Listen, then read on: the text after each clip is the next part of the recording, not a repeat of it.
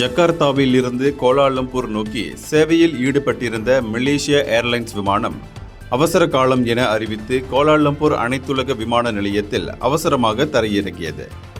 இந்த சம்பவத்தை மலேசிய சிவில் விமான போக்குவரத்து வாரியத்தின் தலைமை நிர்வாக அதிகாரி கேப்டன் டத்தோ நோர் அஸ்மான் மாமூட் உறுதிப்படுத்தினார். போயிங் 737-800 விமானத்தில் இருந்து மாலை 6:02 மணி அளவில் அவசர அழைப்பை பெற்றதாக குறிப்பிட்ட அவர், அந்த விமானம் விரைந்து தரையிறங்குவதற்கு ஏற்பாடுகள் செய்யப்பட்டன என்றார்.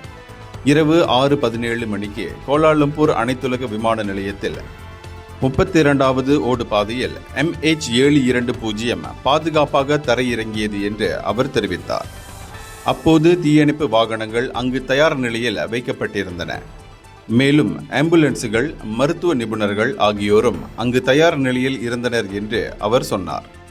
என்ன காரணத்திற்காக அந்த விமானம் அவசரமாக தரையிறங்கியது என்பதை அவர் சொல்லவில்லை.